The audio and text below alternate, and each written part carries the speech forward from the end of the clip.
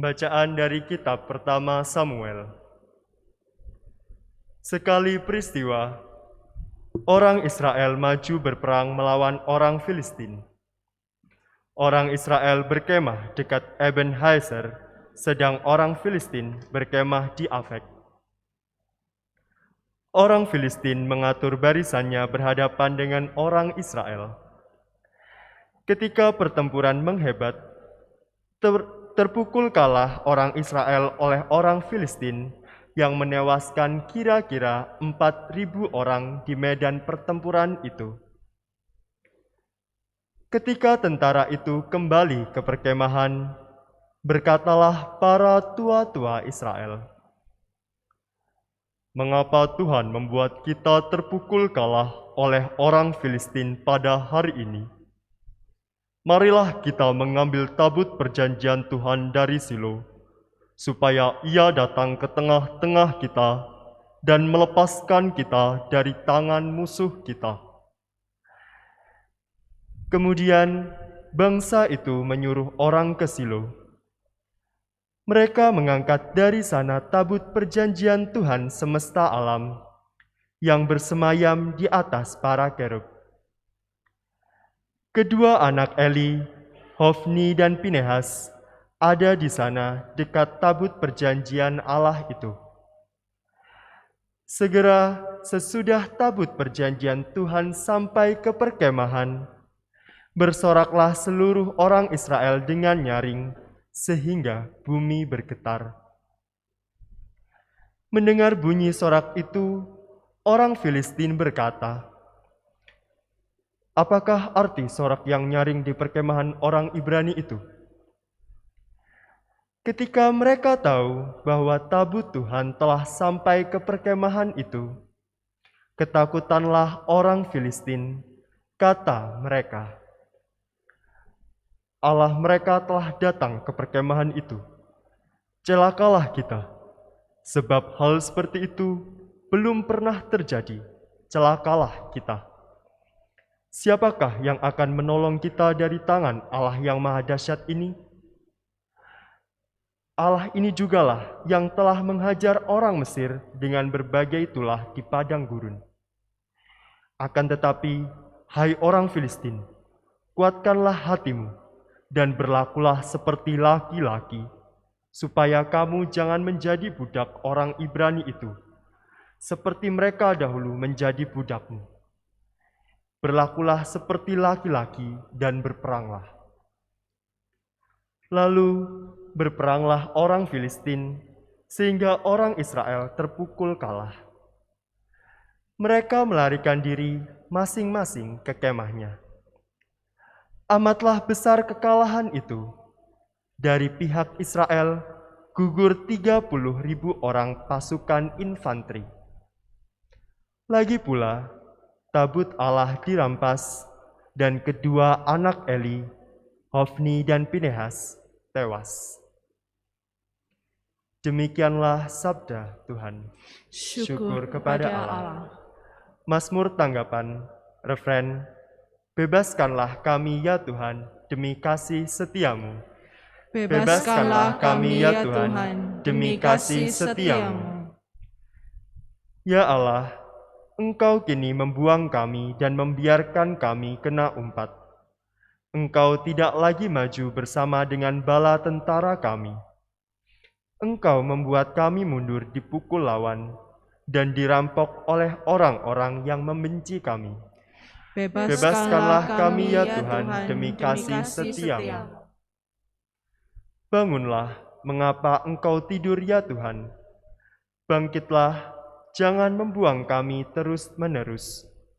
Mengapa engkau menyembunyikan wajahmu? Mengapa tak kau hiraukan penindasan dan himpitan yang menimpa kami? Bebaskanlah kami ya Tuhan, demi kasih setiamu.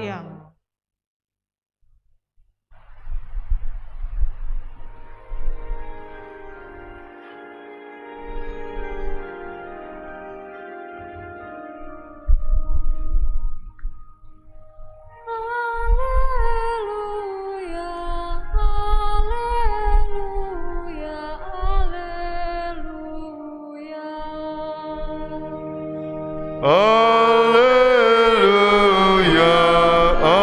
alleluia, alleluia. Yesus mewartakan kerajaan Allah dan menyembuhkan semua orang sakit. Alleluia, alleluia, alleluia. Tuhan bersamamu. Dan bersama roh. Inilah Injil suci menurut Santo Markus. Dimuliakan. Sekali peristiwa seorang sakit kusta datang kepada Yesus. Sambil berlutut di hadapan Yesus, ia mohon bantuannya, katanya, "Kalau engkau mau, engkau dapat mentahirkan aku." Maka tergeraklah hati Yesus oleh belas kasihan, lalu ia mengulurkan tangannya, menjamah orang itu, dan berkata kepadanya, "Aku mau, jadilah engkau tahir." Seketika itu juga lenyaplah penyakit kusta orang itu, dan ia menjadi tahir.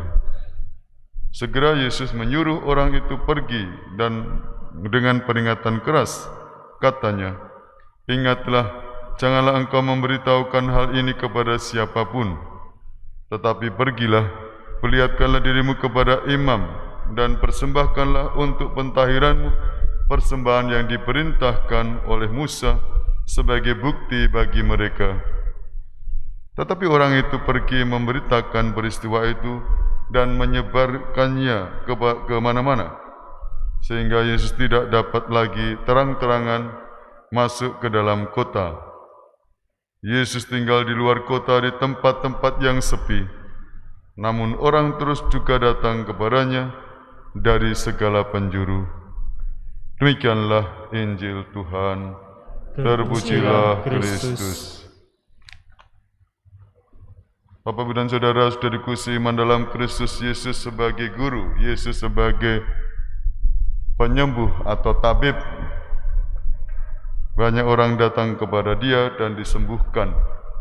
Yesus hatinya senantiasa digerakkan oleh belas kasihan. Dicatat oleh Markus, tergeraklah hati Yesus oleh belas kasihan, lalu Ia mengulurkan tangannya, menjamah orang itu. Maka orang kusta itu menjadi tahir dan bersukacita. Lihat, Yesus bukan hanya mengajar, Yesus juga hatinya digerakkan oleh belas kasihan, dengan tangannya menyembuhkan orang sakit kusta. Kita sebagai murid-murid Kristus hendaknya juga punya hati yang sama melihat realitas yang terjadi dalam keluarga atau di masyarakat kita. Apakah kita punya kepekaan kepada sesama yang menderita? Yesus memberi contoh dan teladan. Semoga kita sebagai pribadi-pribadi, lebih-lebih di masa pandemi ini, senantiasa digerakkan oleh belas kasihan kepada sesama yang membutuhkan perhatian kita, membutuhkan doa kita, membutuhkan uluran tangan kita. Apakah kita punya hati bagi sesama? Teladan yang diberikan Yesus semoga menjadi semangat kita dalam menghayati kekristenan kita. Ya, banyaklah orang di sekitar kita. Kita digerakkan untuk lihat realitas yang terjadi. Yang miskin, papa, dan menderita. Yesus bersabda, itu saudaramu yang membutuhkan uluran tanganmu. Nah, apakah kita mau mengulurkan tangan? Ya, marilah kita beri perhatian. Saudara kita perlu pertolongan agar sehati memuji Tuhan sebagai anak kerajaan Allah. Ini kok banyak sekali yang misa. Ada apa? Dari mana? Ya, ternyata umat lingkungan B10 kelihatannya nih.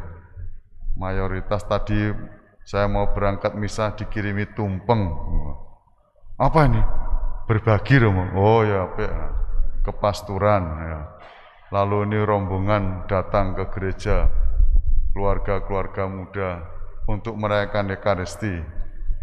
Melihat begini Romo Warno seneng.